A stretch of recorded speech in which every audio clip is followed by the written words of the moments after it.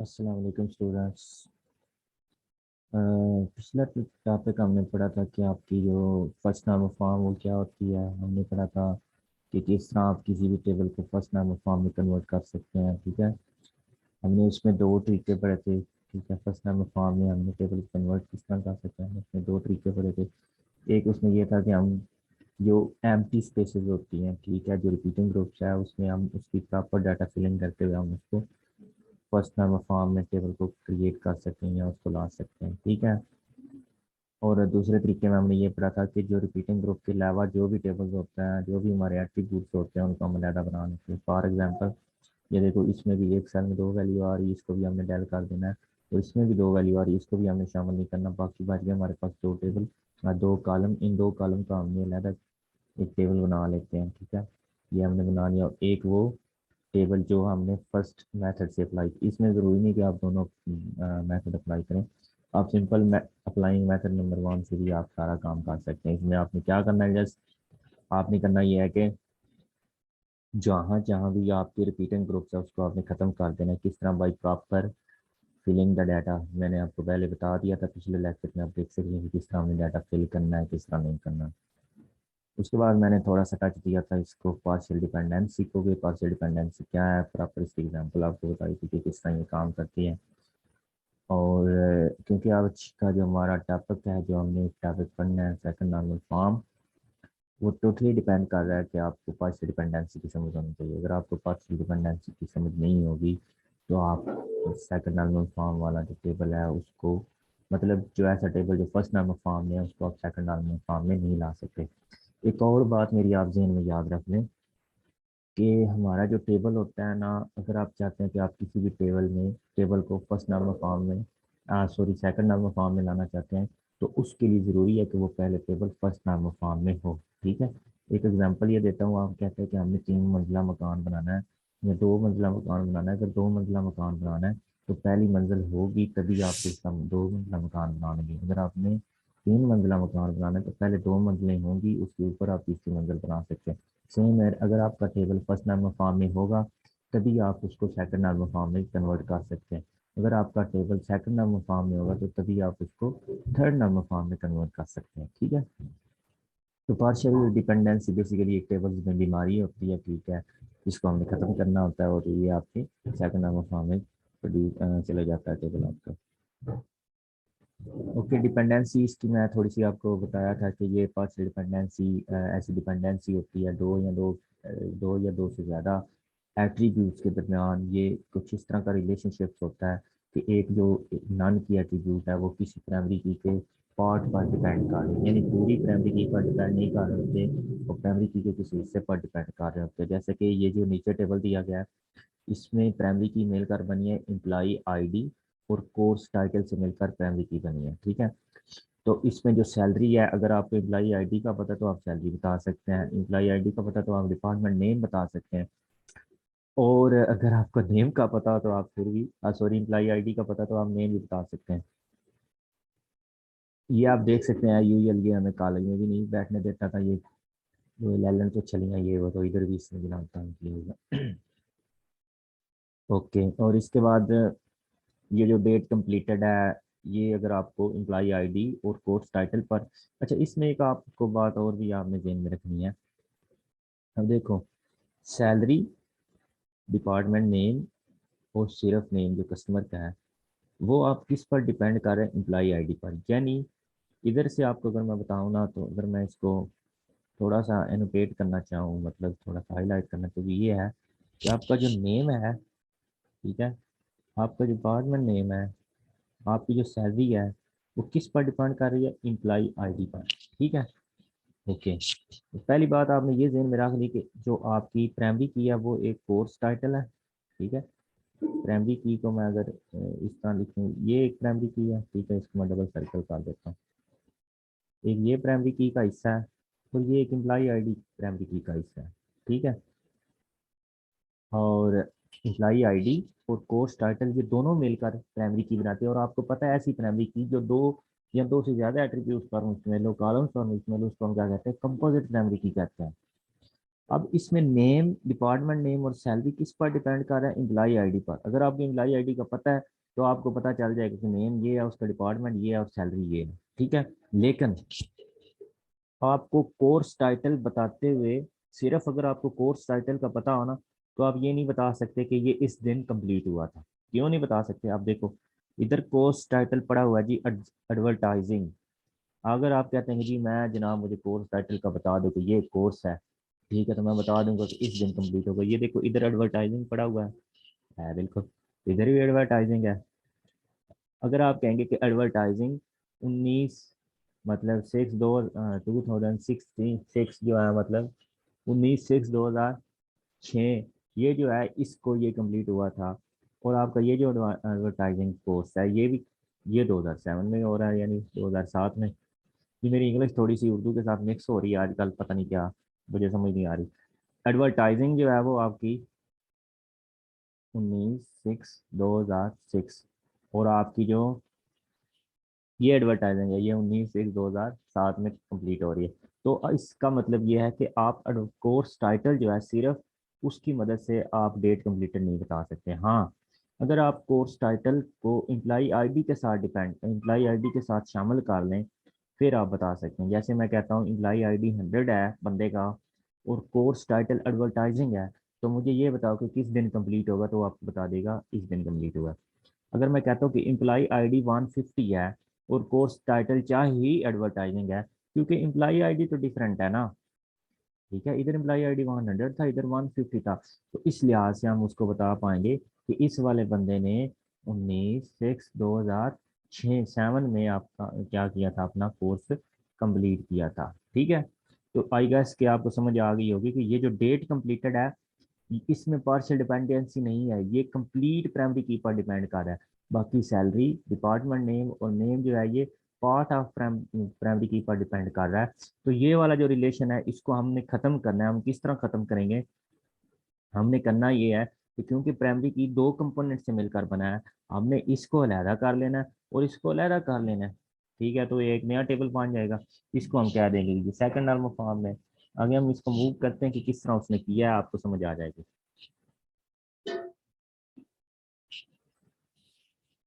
मुझे इसको रिमूव कर लेने दें, ये सारा जो ऊपर है सिस्टम चलेगा।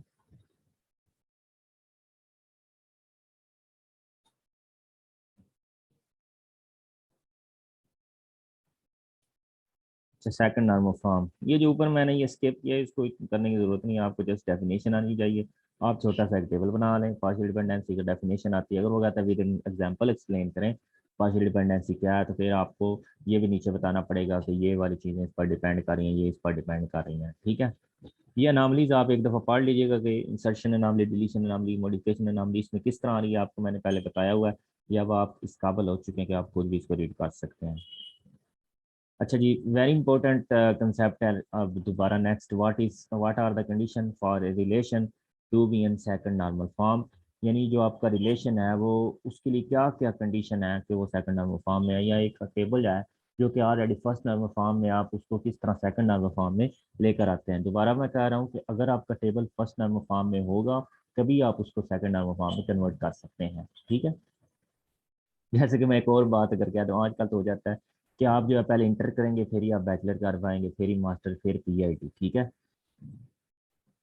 ओके, सेकंड नॉर्मल फॉर्म जी, a relation is in second normal form if it is in first normal form. देख लें, कहता है एक रिलेशन सेकंड नॉर्मल फॉर्म में होगा अगर वो क्या है, फर्स्ट नॉर्मल फॉर्म में है।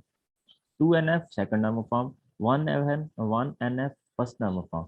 कहता है एक जो टेबल सेकंड नॉर्मल फॉर्म में कब होगा, जब वो फर्स्ट नॉर्मल फॉर्म में होगा, एंड और इसके साथ क्या होगा, every non key attributes is fully functionally dependent on primary की, यानी हर जो नॉन की एट्रीब्यूट्स है वो कंप्लीट प्राइमरी की पर डिपेंड कर रही हो। इसका मतलब ये है कि एक जो टेबल है वो सेकंड नॉर्मल फॉर्म में कब होगा, जब वो फर्स्ट नॉर्मल फॉर्म में होगा, और हर जो नॉन की एट्रीब्यूट्स हैं, ऐसे एट्रीब्यूट जो प्राइमरी की का हिस्सा नहीं है, हर नॉन की एट्रीब्यूट वो किसी प्राइमरी की के पार्ट पर डिपेंड नहीं कर रहे, वो कंप्लीट प्राइमरी की पर डिपेंड कर रहे हों, ठीक है। ऐसे दूसरे लफ्जों में अगर बताया जाए तो आपका जो टेबल है वो सेकंड नाम फॉर्म में कब होगा, अगर वो फर्स्ट नाम फॉर्म में होगा और उसमें पार्शियल डिपेंडेंसी नहीं होगी। पार्शियल डिपेंडेंसी होने का मतलब यही है कि वो किसी प्राइमरी की के पार्ट पर डिपेंड कर रहे हैं। तो हमने पार्शियल डिपेंडेंसी को खत्म करना है। तो आपका जो टेबल है जो ऑलरेडी फर्स्ट नंबर फॉर्म में होगा, अगर हम उसमें से पार्शियल डिपेंडेंसी खत्म कर देंगे तो वो सेकंड नंबर फॉर्म में चला जाएगा। Okay. All non key attribute must be depend on all parts of primary की। कहता है जो भी नॉन की एट्रीब्यूट्स हैं वो प्राइमरी की के दोनों पार्ट्स पर, या जितने भी एट्रीब्यूट से मिलकर प्राइमरी की बनी है उस पर डिपेंड करना चाहिए। ठीक है, चलेंगे। Condition for second number form, वो कहता है सेकंड नंबर फॉर्म की कंडीशन क्या होती हैं ये वो बताएगा। ठीक है, ये शॉर्ट क्वेश्चन आ जाता है कि आपकी सेकंड नंबर फॉर्म में कंडीशन क्या होती है। अब ये नहीं आपने कहना कि जनाब हमने ये लॉन्ग तो आया कभी नहीं, ये वो इस तरह की बात, तो ये एज ए शॉर्ट क्वेश्चन भी इसमें क्वेश्चन आ जाते हैं। सेकंड नंबर फॉर्म क्या है, उसकी कंडीशन कौन सी है, कब एक टेबल सेकंड नंबर फॉर्म में होते हैं, किस तरह आप एक टेबल को सेकंड नंबर फॉर्म में लेकर आते हैं। जिस तरह की डेफिनेशन है वो इस तरह की हरकतें करता रहता है एग्जामिनर आपका। Okay. A relation will be in second normal form if any of the following condition are meet। कहते हैं एक रिलेशन जो है वो सेकंड नंबर फॉर्म में होगा अगर इनमें से कोई भी जो कंडीशंस है वो मीट कर, यानी कोई भी इनमें से कंडीशन पूरी हो जाएगी तो आपका जो टेबल है वो सेकंड नंबर फॉर्म में होगा। जी, पहली कंडीशन क्या है, द प्राइमरी की consist of only one attribute.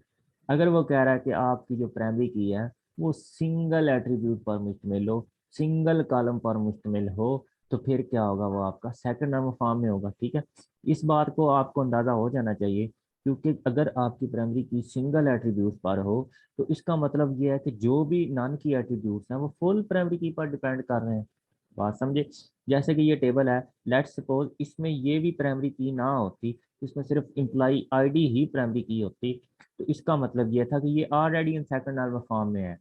क्योंकि प्राइमरी की, क्योंकि एक कॉलम पर मुश्तमिल होनी थी, अगर ये ही सिर्फ आपकी प्राइमरी की वाला कॉलम होता और कोई ना होता तो इसका मतलब ये है कि ये भी नॉन की एट्रीब्यूट है, ये सारे नॉन की एट्रीब्यूट्स हैं, ये डिपेंड कर रहे होंगे इसकी प्राइमरी की वैल्यू पर। ठीक है, तो इसलिए अगर आपका जो टेबल है उसमें सिंगल कॉलम प्राइमरी की हो, सिंगल एट्रीब्यूट प्राइमरी की हो, सिंगल एट्रीब्यूट पर मुश्तमिल हो आपकी प्राइमरी की, तो इसको हम क्या कहते हैं, वो सेकंड नाम फॉर्म में होगा।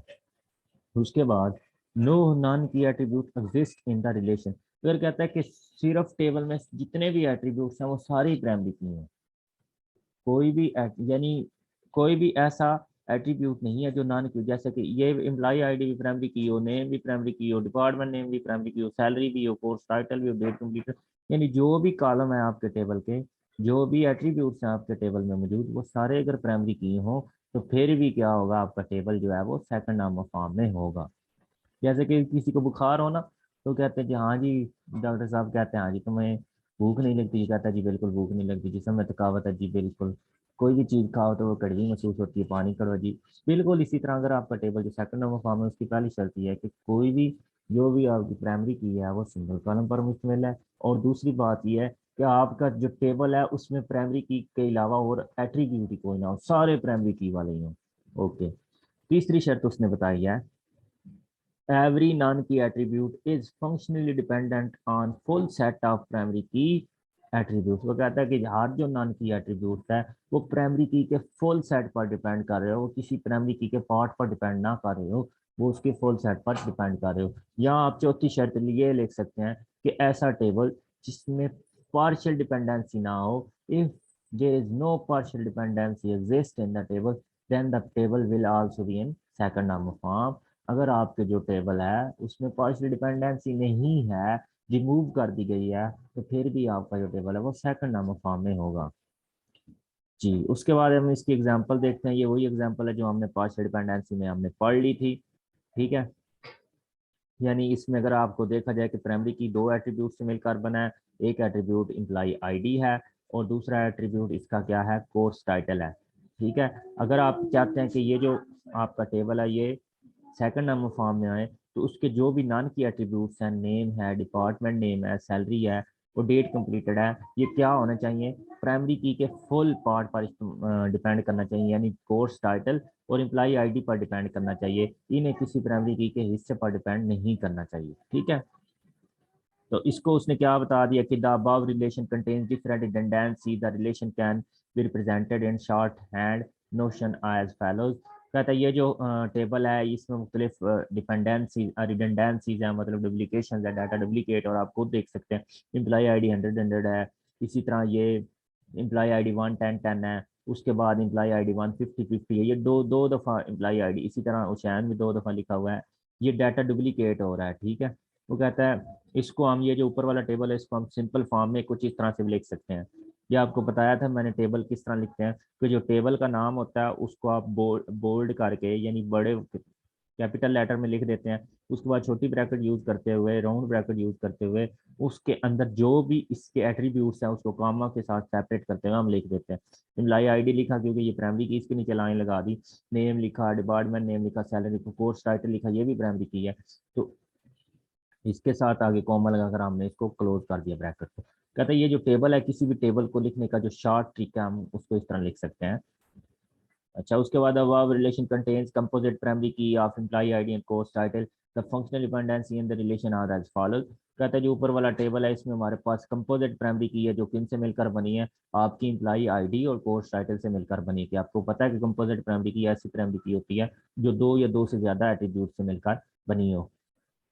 इसमें वो कहता है कि डिपेंडेंसी कौन कौन सी है, यानी जो नेम है एम्प्लॉई आईडी वो किस चीज़ को डिटरमाइन कर रहा है, नेम को, डिपार्टमेंट नेम को और सैलरी को। इसी तरह अगर आप जो एम्प्लॉई आईडी और कोर्स टाइटल है वो किसको डिपेंड कर रहा है, डेट कंप्लीट। इसमें आप देखेंगे कि ये जो नीचे वाली लाइन है इसमें ये देखो कि ये जो कोर्स टाइटल और को एम्प्लॉई आईडी ये प्राइमरी की है, इसको कहते हैं फुल प्राइमरी की।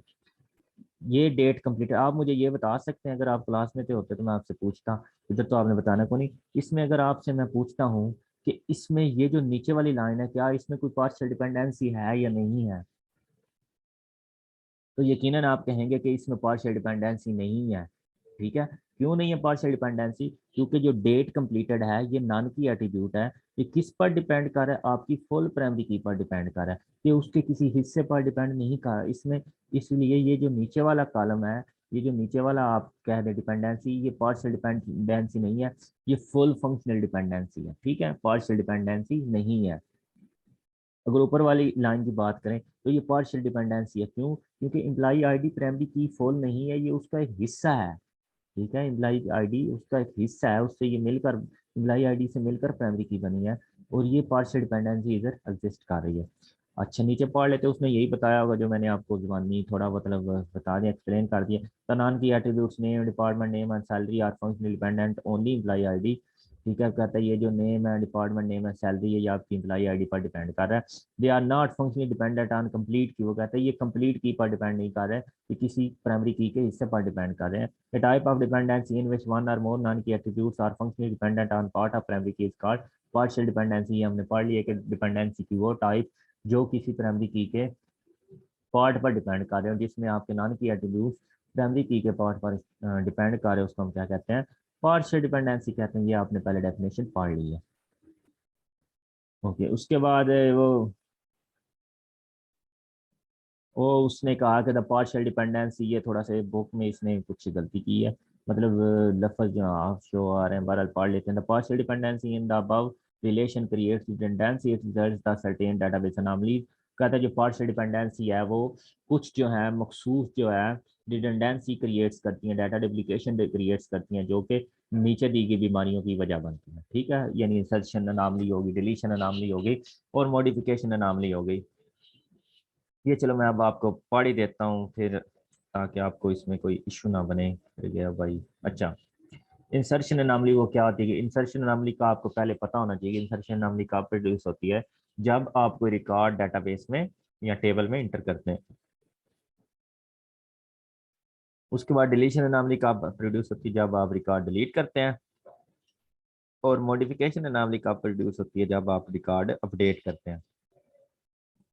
Okay, insertion anomaly, suppose a new course programming is to be inserted in the relation. फर्ज करें कि हमने एक नया कोर्स इंसर्ट करना है प्रोग्रामिंग टेबल में। The new course title can not be inserted without inserting employee ID as primary key consistent of employee ID and course title.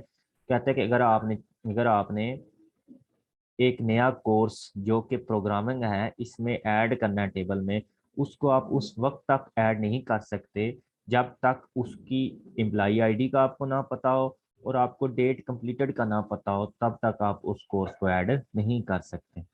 ठीक है, यानी आपने सिर्फ, आप चाहते हैं कि हमने सिर्फ कोर्स ऐड करना है, हम जी कोर्स एक प्रोग्रामिंग और ऐड करना चाहते हैं। यार प्रोग्रामिंग कोर्स तुमने ऐड करना है, उसके को पढ़ने वाले का भी तो पता हो ना कि ये बंदा पढ़ रहा हो और कब उसने कंप्लीट करना है, ये भी तो आपको पता हो ना। तो इसलिए वो कहता है कि इंसर्शन अनॉमली इसमें प्रोड्यूस हो जाती है। Deletion anomaly, suppose the record of employee 140 is to be deleted, the data of ms excel will also be deleted along with that employee। कहता है कि आप जो 140 वाला रिकॉर्ड है उसको आप डिलीट करना चाहते हैं। ठीक है, यानी आप ये वाला 140 वाला रिकॉर्ड आप डिलीट करना चाहते हैं। आप तो चाहते हैं कि एम्प्लॉई आईडी 140 सिर्फ डिलीट हो, लेकिन जो एम एस एक्सेल है ये सारा नज़ीर साहब डिलीट हो जाएंगे, अकाउंटिंग भी चला जाएगा, सैलरी भी उसकी चली जाएगी, ये कोर्स साहब भी चले जाएंगे, क्योंकि और एम एक्स एक्सेल का है ही कोई ना। बात समझे। अगर फॉर एग्जांपल ये एम एक्स एक्सेल है ना, ये वाला कोर्स, ये सिर्फ एक ही बंदा कर रहा हो, ठीक है, एक ही बंदा कर रहा है, तो आपने अगर उसको डिलीट करना है तो ये कोर्स टाइटल से भी कोर्स साहब भी चले जाएंगे। जैसे कि मैं कहता हूँ कि जी डिग्री आपका जो कॉलेज है उसमें जी एफ एस सी सिर्फ एक बच्चा ही कर रहा है। अब एफ एस सी एक बच्चे कर रहा है तो एफ एस सी वो बच्चा जब छोड़ जाएगा, क्या एफ एस सी खत्म कर देंगे हम करवानी? नहीं नहीं, एफ एस सी तो होती रहेगी लेकिन कोई और आ जाएगा। लेकिन इधर ये कंसेप्ट कहता है कि क्योंकि आपका जो एक एफएससी करने वाला बच्चा का हमने रिकॉर्ड डिलीट करी, एम एस एक्सेल का जो कोर्स कर रहा था उस वो चला गया, उसने छोड़ दिया है, तो हम कोर्स से ही उसको खत्म कर देंगे। यानी ऐसे ही इसका मतलब ये है कि आपने कॉलेज से एफएससी ही खत्म कर दी। ठीक है, तो ये आपकी इसमें डिलीशन अनॉमली आ जाती है। मॉडिफिकेशन अनॉमली, अगर आपने रिकॉर्ड मॉडिफाई करना है तो वो सारे रिकॉर्ड आपने अपडेट करना है। जैसे कि suppose the name of employee ID 100 is to be updated Ali Ahmed, it required to update all records where employee ID 100। यानी अगर आपके पास ये एम्प्लॉय आईडी 100 है, तो ये जो अहमद है इसका हमने नाम करना है जी अली अहमद। जहाँ जहाँ एम्प्लॉय आईडी 100 होगा वहाँ वहाँ हमें अपडेट करना पड़ेगा। तो इससे हमारा क्या होगा, टाइम ज़ाया होगा। हम इतने फ्री नहीं है कि हर जगह जाकर हम जो है एम्प्लॉय आईडी अपडेट करें। हम चाहते हैं कि किसी एक दफ़ा अपडेट कर दो तो वो सारी हर जगह अपडेट हो जाए।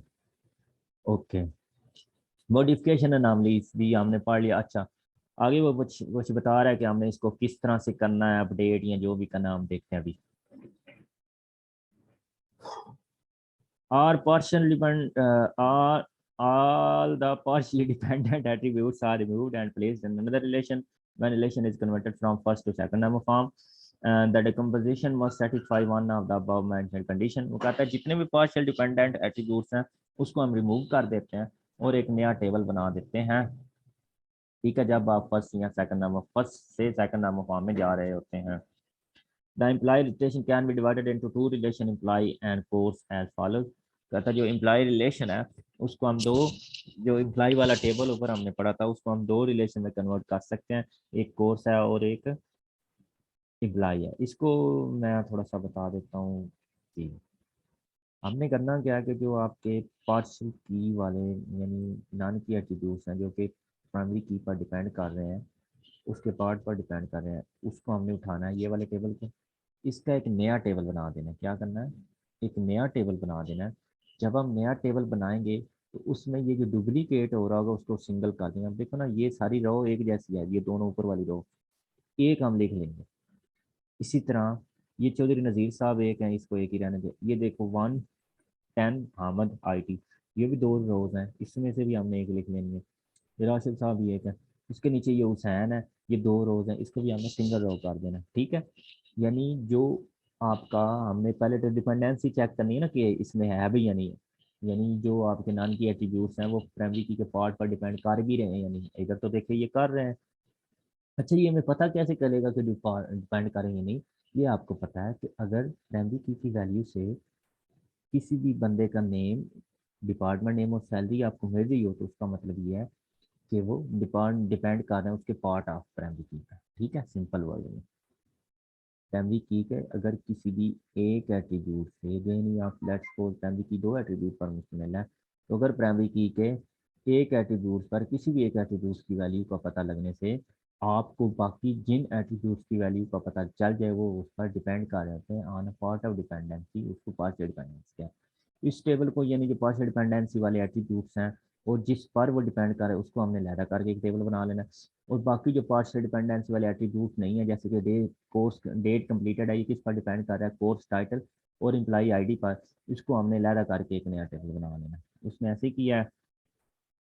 ये देखो, ये partial dependency employee ID name, ये वो उसने एक अलहदा टेबल बनाया। इसको नेम आप अपनी मर्जी से दे सकते हैं क्योंकि इसमें एम्प्लॉई का डाटा उसने इसको एम्प्लॉई दे दिया नहीं। और जो कोर्स वाला है उसको उसने अलहदा कर दिया। अच्छा, इसमें ये देखो, इसने दोनों प्राइमरी की के एट्रीब्यूट यूज कर लिए हैं, ठीक है, इसलिए ये पार्शियल डिपेंडेंसी नहीं है। अब देखो इधर आप अगर कहेंगे, आप चाहेंगे ना कि आपको कोर्स डेट कंप्लीटेड का पता चल जाए, यानी सर्वे आप चाहते हैं कि आपको एडवर्टाइजिंग जो कोर्स है उसका पता चल जाए कि कब वो कंप्लीट हुआ था, उसको आपके लिए एम्प्लॉई आईडी का भी पता होना चाहिए और कोर्स टाइटल का पता होगा, तब आप बता सकते हैं। क्योंकि एडवर्टाइजिंग तो दो आ रहे हैं, एक 150 एम्प्लॉई है उसने वो कोर्स किया हुआ है, और एक जो है वो 100 वाला एम्प्लॉई है उसने कोर्स किया, तो दोनों की डेट ऑफ कम्प्लीटेशन मुख्तलिफ है, ठीक है। अब ये वाला जो टेबल है ये भी आपका सेकंड नॉर्मल फॉर्म है। देखो इसमें कोई नॉन की एट्रीब्यूट्स किसी प्राइमरी की के पार्ट पर डिपेंड नहीं कर रहे, क्योंकि प्राइमरी की दो कॉलम से मिलकर बना है।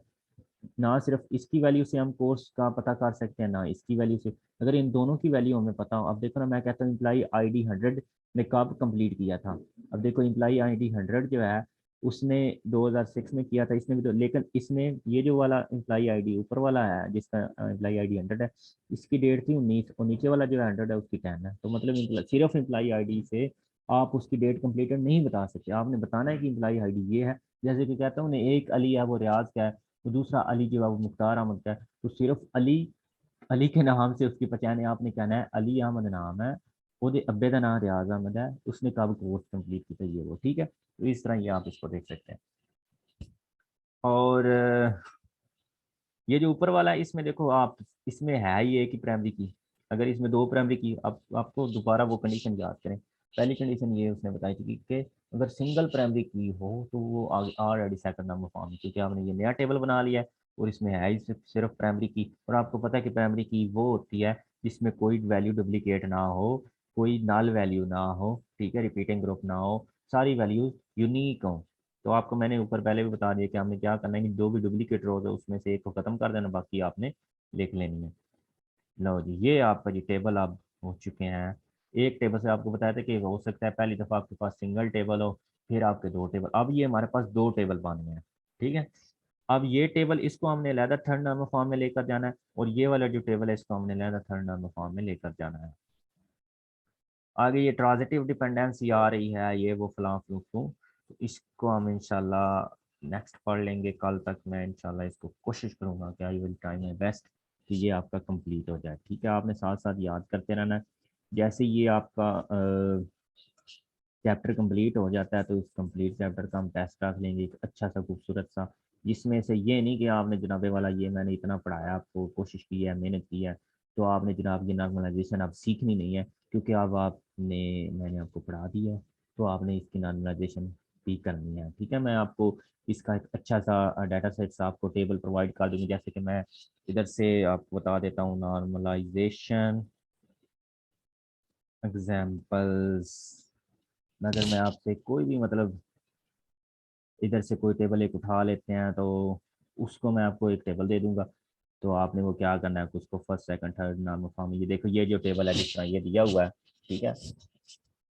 तो इसको मैं अगर कहता हूँ कि ये टेबल है जनाब, इसको फर्स्ट नंबर फॉर्म में लेकर आओ, सेकंड नंबर फॉर्म में लेकर आओ, ठीक है, तो आपने ये करने हैं, ठीक है। कोई भी आपको टेबल दूंगा, पहले प्रैक्टिस करवाऊंगा एक आधे टेबल की, फिर आपको कहूंगा कि ये वाला टेबल है जनाबे वाला, इसको फर्स्ट नंबर फॉर्म में, इसको सेकंड नंबर फॉर्म में, इसको थर्ड नंबर फॉर्म में लेकर आओ। ये देखो ना, सिंपल, अगर मैं इसकी एग्जाम्पल आपको दूँ, ये एक टेबल था पहली दफ़ा फर्स्ट नंबर फॉर्म में, ठीक है। आगे देखते जाए, दो टेबल हो गए सेकंड में जाते हुए, आगे जाए, जब ये थर्ड में जाएंगे यही वाले टेबल, तो थर्ड नंबर फॉर्म, एक दो कितने बन गए, तीन टेबल बन गए, ठीक है।